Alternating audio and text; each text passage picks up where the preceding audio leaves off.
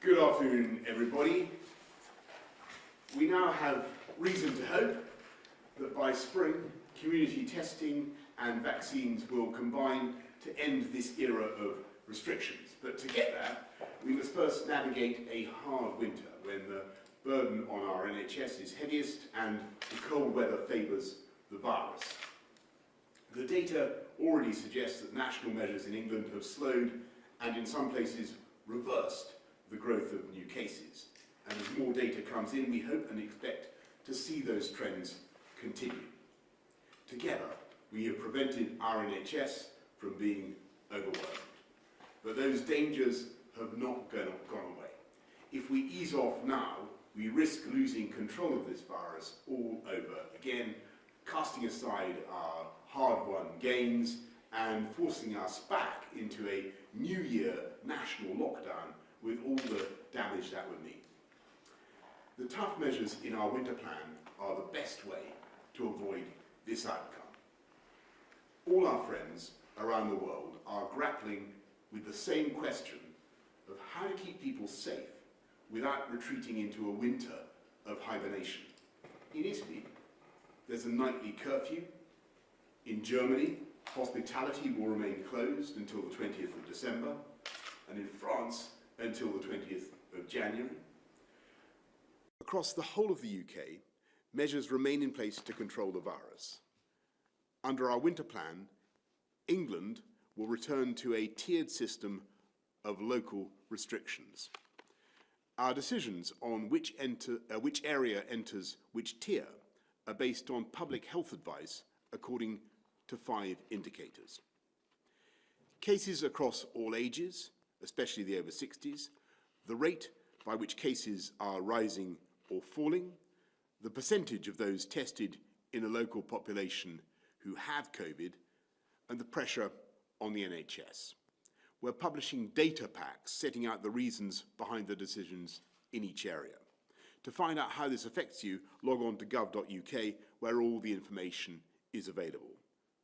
I'm sorry to confirm that from Wednesday, most of England will be in the top 2 tiers with the toughest measures. And I know that this will bring a great deal of heartache and frustration, especially for our vital hospitality sector, our pubs, our restaurants, our hotels, in so many ways the soul of our communities, and which continue to bear a disproportionate share of the burden.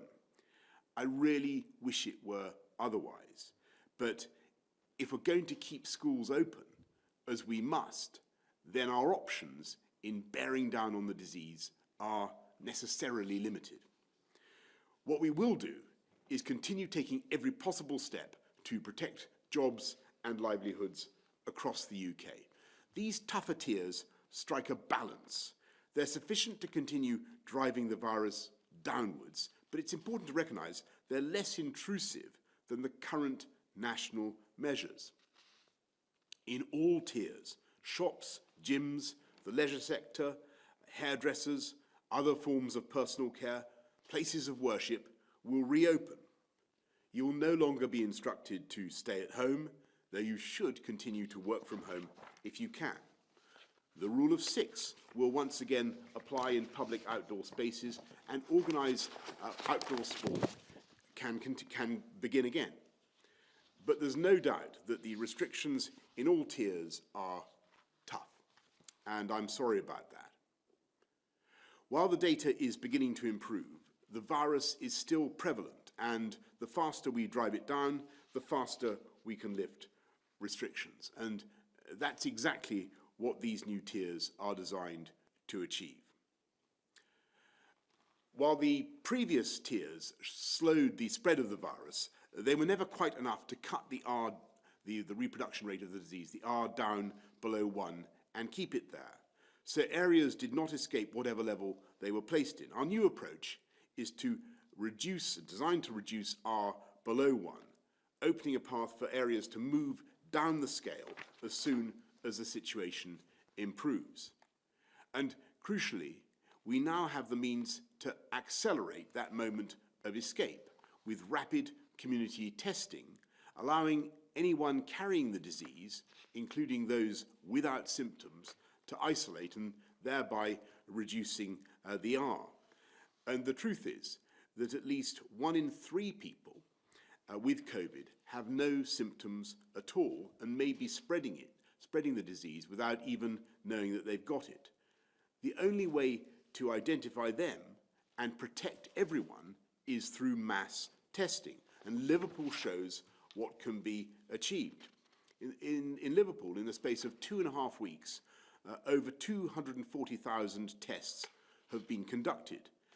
And together with the effect of the national restrictions, this has helped to reduce the number of cases in Liverpool city region by more than 2/3. So, having previously been in Tier 3, Liverpool city region and Warrington will now be in Tier 2.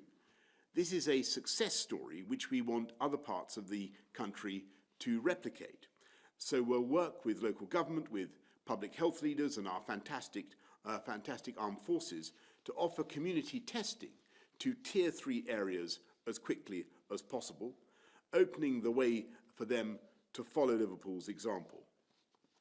Now, testing on this scale is untried, but in due course, if it works, where people test negative, it may also be possible for families and communities to be released from certain restrictions, even if their home area stays in Tier 3.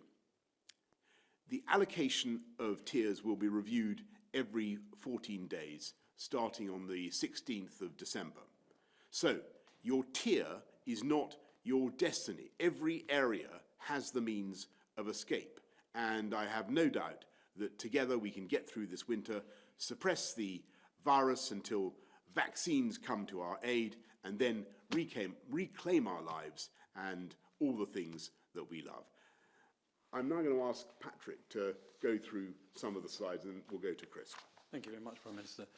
This is the first slide showing the estimated number of people testing positive in England over time. So this is from the Office for National Statistics survey, and it runs from August through to November.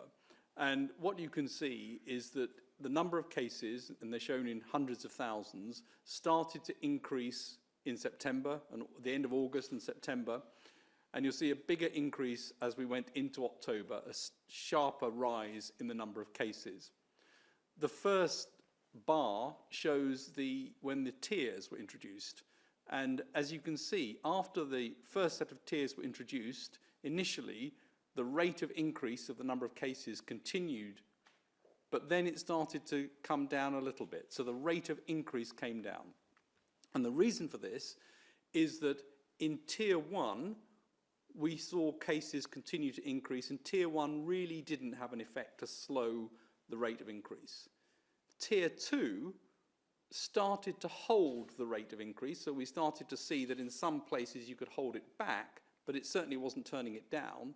And in Tier 3, and those were the areas with the most cases, the Tier 3 restrictions really started to hold it back, and in some cases led to a decrease in the number of cases. So what you can see over that period that the tiers were in place is that overall there was a clear slowing of the rate of increase, but it hadn't turned the whole thing into going into a negative situation and shrinking. The second bar shows when the national restrictions were introduced on the 5th of November. And here you can see that as the national restrictions start to work, not only have we now got a flattening, the numbers aren't going up, but they look as though they're beginning to come down, and we would expect that to continue. So the latest data suggests 1 in 85 people have the disease. So it's still a very high number of people that we've got, and that's why we need not just to hold it flat, but to try and reduce it. But the overall effect of the national restrictions has been to stop this and potentially now lead to a decrease. We would expect to continue to see that decrease over the next few weeks. So on cases, it's turned the corner by the look of the data we have now. Next slide, please. If we look at hospitalisations, and this graph shows the first peak back in March, the number of people in hospital, and you can see this is in thousands, so that was above 20,000 people in hospital at the peak there. And then you can see the second peak that we're in now, And you can see that there's about 15,000 or so people in hospital with COVID now. So there's been an increase in the number of hospitalizations that have followed the increase in the number of infections. And again, the two bars show when the tiers were introduced on the 12th of October and when the national restrictions came in on the 5th of November. And what you can see after the national restrictions came in, that there's a slowing of the rate of hospitalizations. And again, this looks as though this is now flattened off, still at a high level. We need to see that start coming down, but you can see this is flattened. It's no longer going up. Next slide, please. And unfortunately, as we know, that sadly, as we get infections and as we get hospitalizations, we will see some people dying from this disease. And again, this shows the first peak back in March, and then coming right down over the summer, and the increase again as we come into this second wave of the infection. And what you see again is when the October tiers were introduced, we still saw an increase in deaths. And after the national lockdown measures were introduced, that begins to slow a little bit. But I would expect to see that continue to carry on, unfortunately, at a higher level for a while, because there's a lag between infections, hospitalizations, and then, unfortunately, those people who succumb to this disease. So we would expect to see this start flattening off over the next few weeks, and then again, hopefully decreasing as the infections and hospitalizations come down. So the message is that the tiers worked in terms of slowing, but didn't work in terms of flattening and reversing it. The national lockdown looks as though it's flattened it and sending it downwards. And it's important that we do bring it down because numbers remain high. I'll hand over to Chris. Thank you. So number 10 kindly produced an animation which shows how over time this has got further and further into the country and concentrated in particular areas. The darker the colour, the more COVID there is, and will then pause right on the last moment.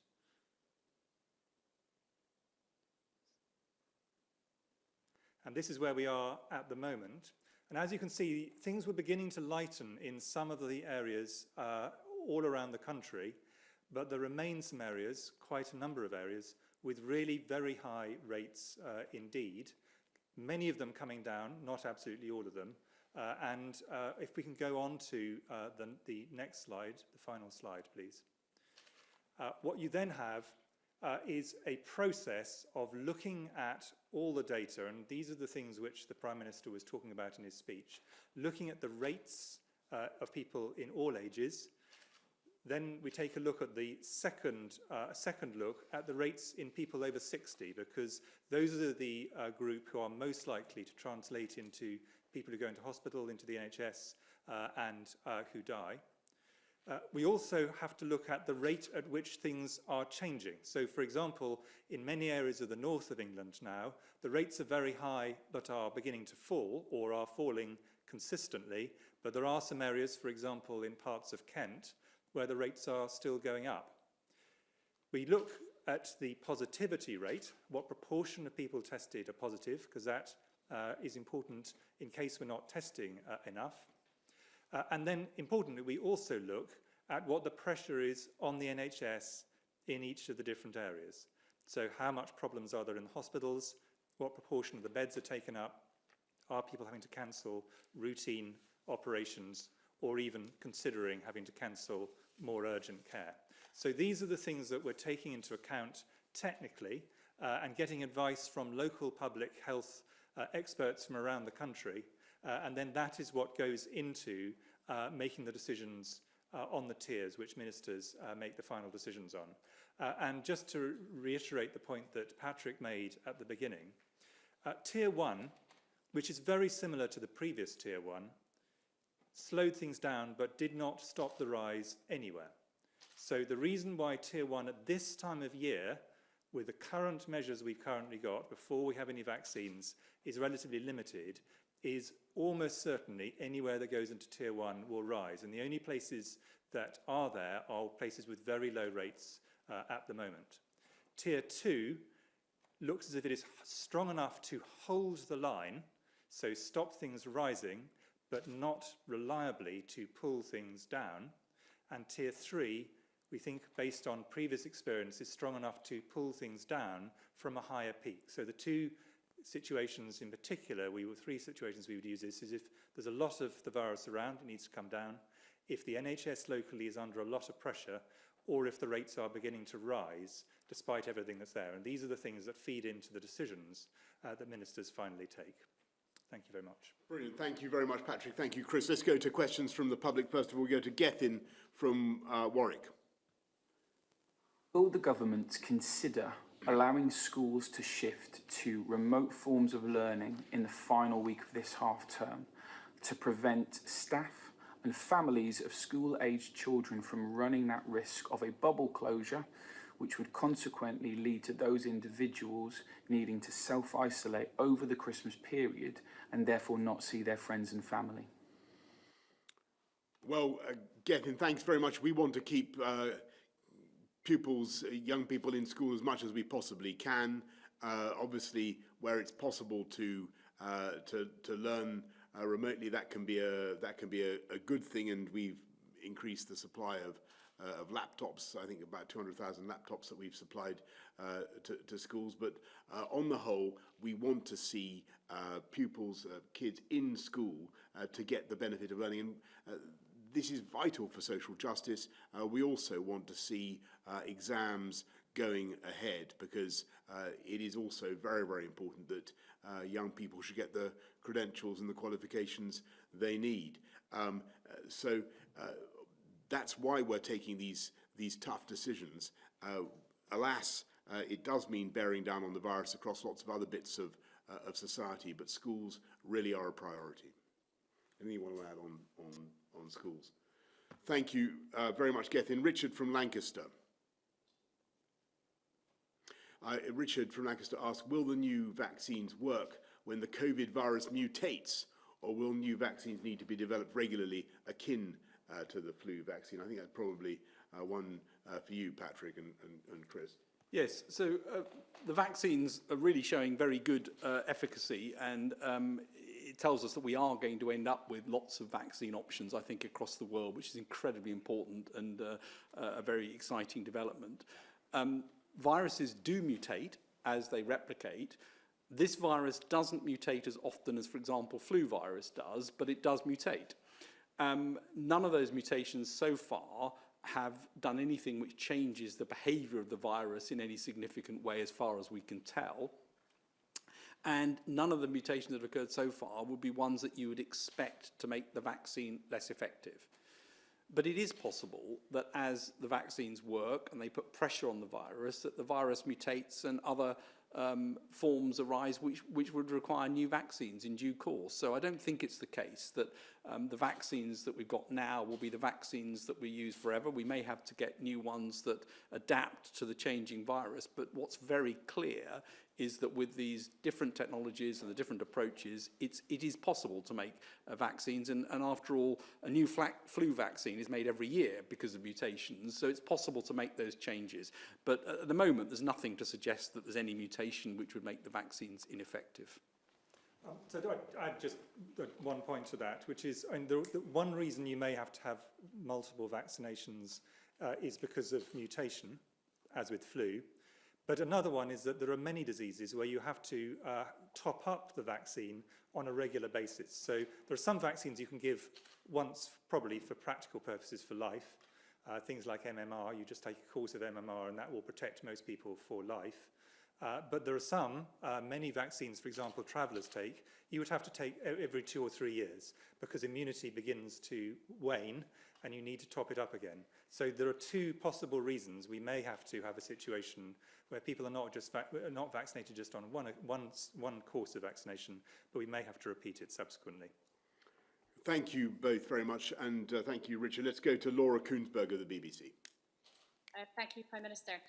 Some people watching tonight might wonder what's going on. You've said this week that people will be able to travel all over the country at Christmas, which of course will bring risks, but now you're clamping down again. What was the point of the national lockdown in England over the last 4 weeks if more people are moving into tougher restrictions than before? And if I could ask the medics, would it be preferable and safer in your view if more people were in tier 3? And are you concerned about some doubts being raised about the Oxford vaccine? Well, Laura, it's very, very important for everybody to understand that what's happening next week from midnight on Tuesday for Wednesday, this is not continuing the lockdown. On the contrary, across all tiers, shops will be open, hairdressers, personal services will be open, gyms will be functioning, places of worship will be open for communal worship as well. So this is a very different thing.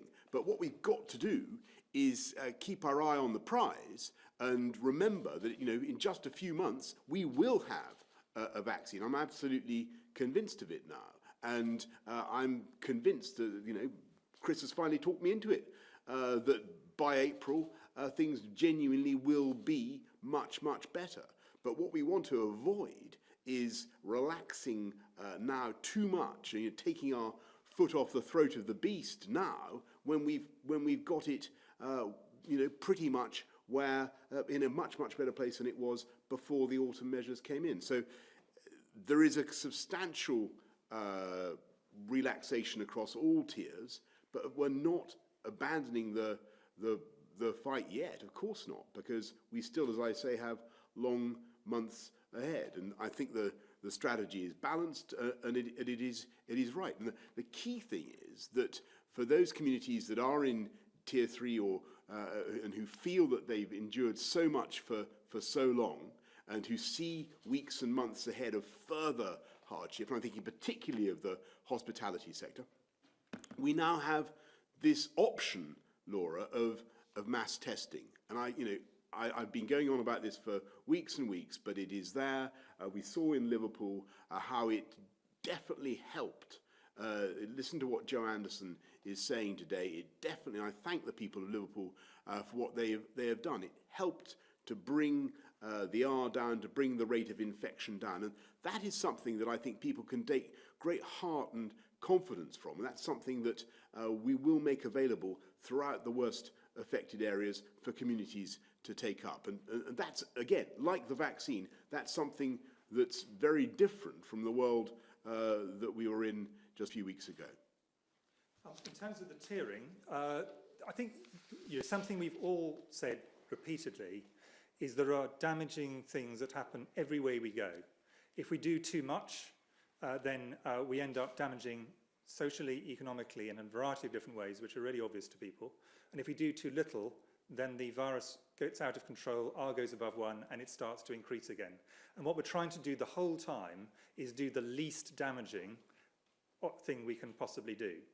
And therefore, the way we've done this on this occasion, and there will have to be some adjustment, we hope downwards primarily, but there will have to be over time, is to try and only put places into tier 3 where the rates are either high or rising. If they are broadly stable or falling from a relatively low base, but we think they would rise again, they go into tier 2. And we are keen to avoid doing anything we do not have to do, but at the same time to do enough to ensure that we keep R below 1. And that's the reason why things are in the tiers they are at the moment. Because safety is not just about COVID. Safety is about the whole package of everything that is to do about health and wider society. And a brief comment on the Oxford vaccine. I think Patrick will want to comment more. I think my simple answer to this is there's always scientific debate about virtually everything. The key thing from our point of view is to leave this in the hands of the regulator, the excellent MHRA regulator.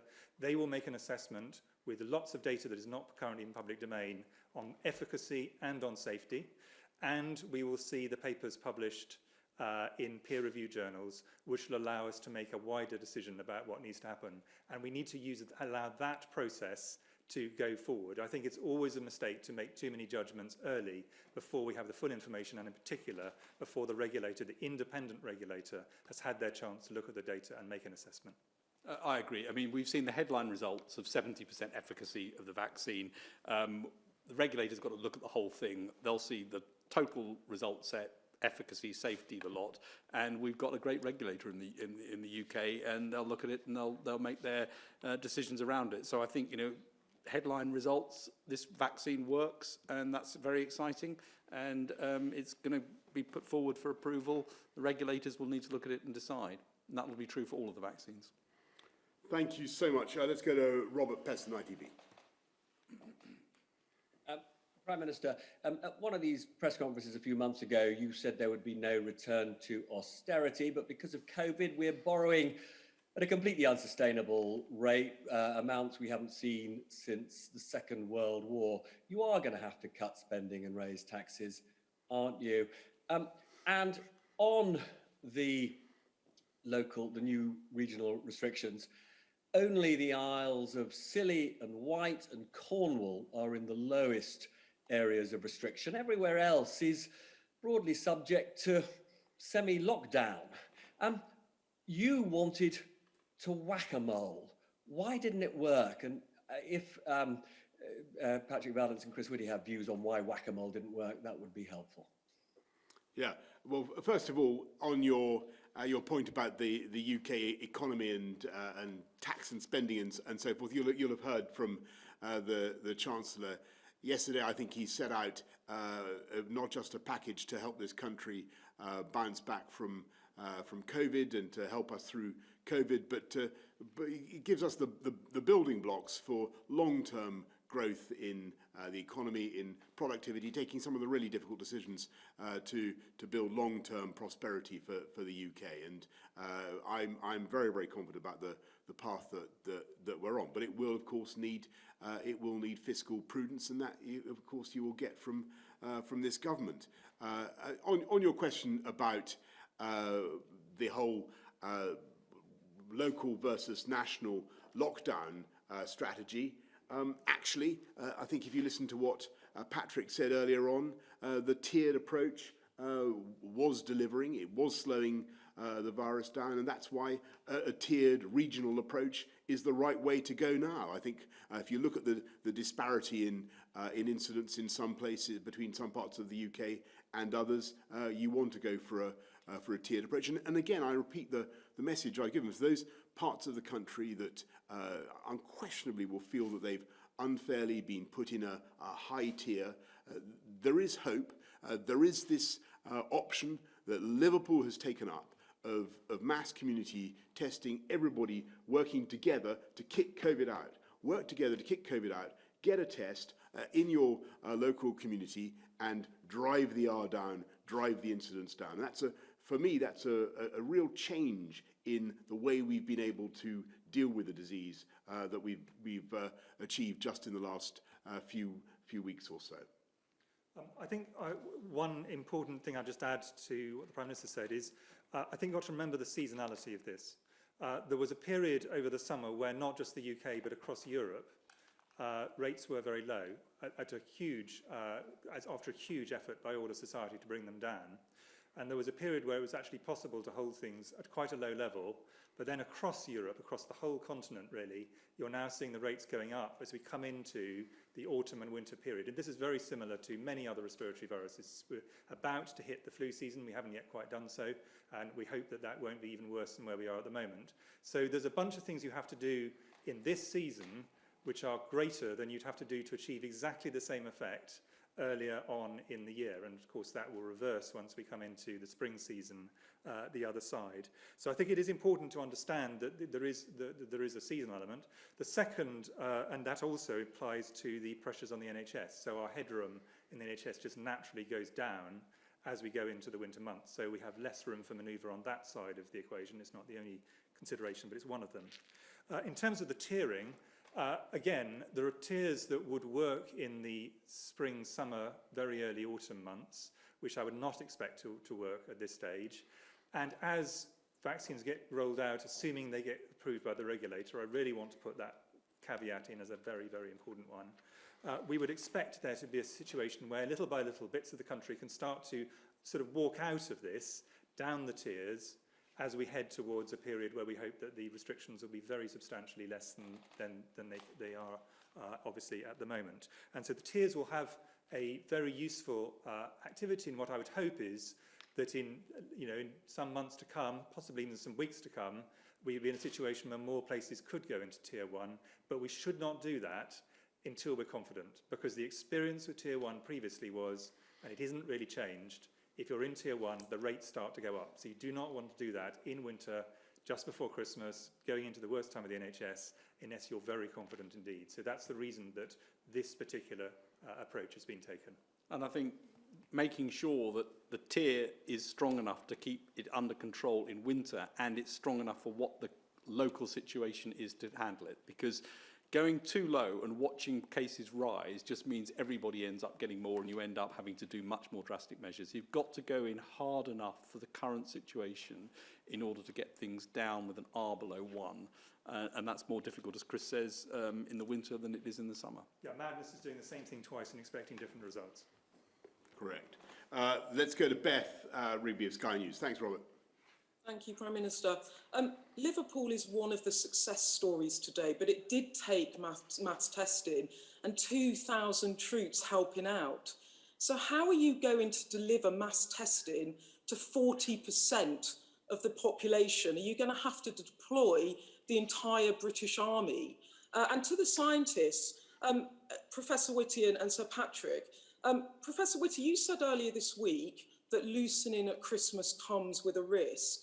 42% of the population were in Tier 1 before the lockdown, now just 1% of the population in Tier 1. Are you trying to anticipate in the decisions you've taken the inevitable rise in cases over that 5-day Christmas period by being tougher with people before and probably after too? Yeah, Beth, really good question about mass testing and how it works. And I don't want to, oversell how easy it is to do this. It depends on strong local leadership of the kind we've seen in Liverpool, and real spirit in the community who want to do it. And it's also got to be stressed that it's only part of the panoply of interventions that you need to defeat the disease. You've also got to make sure that you're following the guidance and doing all the right things, as the people of Liverpool were, and indeed people are doing across the country. So it can definitely help. And to get to your point about, how can we do this of the 40% of the country that's, alas, currently in Tier 3, how can we help them into lower tiers? Well, yes, we'll give the help and support of the armed services, the army, where necessary, but it will take also local leadership and local communities coming together to get those lateral flow tests out. And we're working, as you can imagine, right now with parts of the country already. Various towns already are coming forward saying they want to do what Liverpool has already done. But it depends very much on communities coming together, local leaders saying they want to do it, because it's not something that we want to be imposing. You can't just compel people to take a test. People need to understand that this is the way forward, both for themselves and for their communities, and everybody needs really to feel that and do it together as they did in Liverpool. But where there is local will, as there is in Doncaster and Barnsley and places like that, we're certainly working hard to get it done. And you're right about the 2,000 troops, but we will make sure that we have adequate numbers of personnel to get it done. The key thing will be making sure over the months to come that we have enough lateral flow tests. And I can tell you that at the moment we've got huge stocks of them right now that we've bought in, and which we hope eventually to make them in this country ourselves. In terms of Christmas, Christmas will increase the risk. Everyone knows that, that's not a secret at all. But that is not the only risk over this next period at all. So we're going into the beginning of the flu season very shortly, potentially. We've got the most difficult period for the NHS is always January and February, and March isn't particularly easy usually, for a whole bunch of reasons that everybody again knows, ranging from more pneumonias through to more slips and falls. So this is a time of extreme pressure. So it certainly is not a time of the year, leaving aside Christmas, where you'd want to be taking reckless decisions, because things are going to be fairly difficult, as we've all made clear, and the Prime Minister has repeatedly made clear, for several months now. And therefore, we've got to do on that basis. So certainly we are anticipating Christmas is an element of that, but it is only an element. And I think something which really we must emphasise is the way to make sure that Christmas can both be enjoyed but does not lead to a very large kick-up in the virus is to make sure people are very serious going into it, follow the guidance, buy into it, take it really seriously during Christmas, don't do stupid things, don't do unnecessary things just because the rules say you can, think sensibly, and coming out of it, also be sensible. And people have been incredibly sensible, incredibly self-disciplined all the way through this, and all we really want to say is please continue that over this period. And that doesn't mean you can't enjoy yourself, it just means you've got to take these sensible precautions that I think most people really do understand. Brill, thank you very much. Dominic Yateman, Metro. Hi, Prime Minister. Is it fair that areas in Tier 3 hit by pub and restaurant closures will get support for those businesses, but none for the companies that depend on them? And one for the scientists, if I may. We've been told we have huge stocks of mass testing machines, and we've been promised a vaccine rollout within days of these tiers coming into force. Will people stick to these rules, do you expect, when the Prime Minister tells us we have our foot on the throat of the beast and the cavalry is now in sight? Well, Dominic, thank you. On your question about businesses associated, I think you mean in the supply chains of the hospitality industry. You're quite right to draw attention to them, and they deserve protection as well. That's why we've instituted all the measures we have in terms of the grants, the £3,000 grants for businesses that are forced to close as a result of what is happening. The furlough scheme, which goes right the way through to March. The cuts in VAT and in business rates, and another £1.1 billion for councils to support businesses in their areas that are in trouble. But the best thing for all these companies, Dominic, the best thing for everybody is for us to be able to get them on their feet again, get them victualling, supplying the hospitality trade again, all the things that they depend on, and that depends on us being able to get the virus down in the way that I have described and that we hope can happen. The vaccine, as Chris and Patrick have said, offers a real hope, and then there is this prospect now of community testing as well, combined with really tough adherence to the measures we're announcing today. And don't forget, as I said at the beginning to Laura, whatever people say about these measures, they are very different from the current lockdown. There are many more things that many more ways in which economic activity can and will continue. Can I say a word about the cavalry? I mean, the vaccines are looking really good from what we've seen, but they have yet to go through a regulatory process. They're yet to get through to a stage where we've got doses of them to administer. It's not going to be an overnight thing to get that implemented. They're going to take a month or so between doses. You've got to have 2 doses of most of these in order to then get the immunity, so that we're not talking about suddenly getting this switched off anytime soon. This is going to take months into spring before we start to get significant degrees of vaccination to create protection. And on the mass testing side, testing is important, but of course it only matters if people isolate as well. So it's about taking infected and infectious people out of circulation. That isn't easy. It's really important, and there's examples in Liverpool where this has been done. It's something that is going to be part of what happens, but it's not going to solve the problem on its own. So in answer to your question, I think if any of us think that as a result of those 2 things we can relax now, that would be the wrong thing to do. And you've seen the graphs. This was rising very steeply in October. It got curtailed by the tiers, particularly Tier 3, and it's been curtailed further by national lockdown.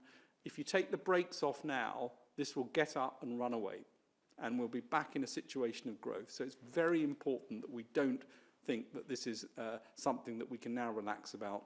We will be able to when vaccination comes in and eventually gets a hold and gets the immunity in place, but that isn't now. The only thing I'd add to that is just directly in addition to that on your question, one of the really heartening things about this whole dreadful period of COVID is the extraordinary altruism of the British public, who have been incredibly good at being self-disciplined and sticking to rules, unseen, not forced, just sticking to them, keeping to common sense, and they've done so incredibly patiently over a long period of time. We do not see any evidence that is not still true. Of course, you can always find, if you go far enough, you'll be able to take some photographs of some people who don't, but this is actually a very small minority. Most people are very, very good at this, and they're doing it to protect other people going to the NHS, other people, their neighbours, and they've done it all the way through, and I see no evidence they're going to change that. They do need to understand the points that Patrick's making, but the Prime Minister has not been saying this is just solved. He's been saying, wait, this is something which has got time, we can see an end to it, but the end is not now, and we've really got to keep that discipline and that sense of altruism through to the point when we're better protected by medical science. Which has been remarkable and continues to be. That is completely right. Well, thank you very much. Can we go to Ben Glaze of the Mirror, please? Thank you, Prime Minister. Same question to all three of you, please. Do you really think it's a good idea that over Christmas we can travel hundreds of miles across the country, potentially from a Tier 3 area to a Tier 1 area, and hug and kiss elderly relatives whom we haven't seen for 9 months in many cases? Which one of you will specifically be doing that? And then a question specifically to Professor Whitty. In answering an earlier question, you said in relation to Christmas, don't do unnecessary things just because you can. What sort of things did you have in mind? Well, Ben, if I can just answer the general question first. Look, I think it's an incredibly difficult decision. You've got to strike a balance between people's strong desire to celebrate a family holiday, perhaps one of the most important family holidays, the most important family holiday of the year, and which they're frankly going to do anyway, and the need to keep the virus under control. So what we're trying to set out with the Christmas measures that we've agreed across the whole of the UK, because we want everybody across the UK to be able to travel to see relatives, is I think a sensible balance. But it depends, I think, as Chris and Patrick have really tried to stress in this session, on all of us, being commonsensical and doing the right thing. In the end, as both Chris and Patrick have just said, until the vaccine comes on stream, we are not out of the woods yet, and we have to be very, very vigilant. So everybody's individual behaviour at Christmas will matter a great deal. In terms of what I was saying about Christmas, I think you gave a good example, actually. Would I want someone to see their family? Of course, that's what Christmas is about, whether people celebrate Christmas as a festival for themselves or from any other belief system. It's an opportunity for families. But would I encourage someone to hug and kiss their elderly relatives? No, I would not. It's not against the law, and that's the whole point. You can do it within the rules that are there, but it does not make sense because you could be carrying the virus, and if you've got an elderly relative, that would not be the thing you'd want to do in the period where we're running up to a point where actually we might be able to protect older people. So I think people just have to have sense. And I think this is very much what I think people will do.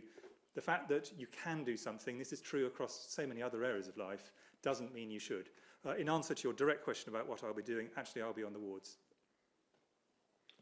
I think keep numbers down, don't do things that are unnecessary, as Chris said. Try to make sure that you avoid behaviours that would spread the disease. Make sure that if you're in a house with other households that you've got it well ventilated and you take the precautions, keep distance where you can. It's the same basic rules that we need to apply. And I think it's difficult to do. It's not going to be a normal Christmas, but if you want to make those connections with family, it has to be done in a way where you try and make sure that you don't increase the risk. And as Chris said, I think hugging elderly relatives is not something to go out and do. It will increase the spread to a vulnerable population. Yeah, you want to survive to be hugged again. Yeah. Thanks very much, Ben. Let's go to Liam Thorpe of the Liverpool Echo. Good evening. Prime Minister, it's two questions for yourself, really. You've spoken a lot today about the success story that is Liverpool and the mass testing pilot, but there has been some concerns raised in some parts of the city. We've seen in the poorest parts of Liverpool, there's actually been quite a low take-up of the mass testing. Part of this is because 80% of people in some of these areas haven't been able to qualify for the emergency cash that they need to be able to choose between putting food on the table for their kids and doing the right thing and self-isolating. So will you learn from that? Will you increase the funding available for people when they do self-isolate? Because this doesn't work if people aren't able to isolate. And secondly, again, you've spoken about the spirit of the people of Liverpool, the passion of the people of Liverpool, and that's really what's made this a success. Liverpool doesn't necessarily have the best relationship with the Conservative Party, and few areas have been hit harder by the austerity of the past 10 years. Will you remember the effort put in by the people of Liverpool, by Scousers, when it comes to the difficult decisions on funding and local councils and government in the future? Yeah, well, definitely, Liam. I think that what's happened in Liverpool has been fantastic, and I thank the people of Liverpool. And your point about needing to reach everybody in the community is absolutely right. And we're studying the way the Liverpool experiment went and looking at what we can do to try to make sure we reach all groups with these community testing efforts. But I think it'd be probably fair to say that it wasn't just the testing that was a success in Liverpool. It was the way everybody seems to have pulled together to do the right thing and to get the virus down. That's our clear impression, and I think that's fantastic. And yes, of course, we'll be making sure that we continue to support Liverpool and cities throughout the UK and unite and level up across the whole of the country. And that's why we've not just putting 4.6 billion into supporting local government across the UK, but yesterday the Chancellor announced another £4 billion levelling up fund. So Liverpool, everywhere else that's had a tough time, we're going to keep supporting you throughout the COVID and beyond. I don't think you had a question for Chris or Patrick. Okay, everybody, thank you all very much. Thank you. See you next time.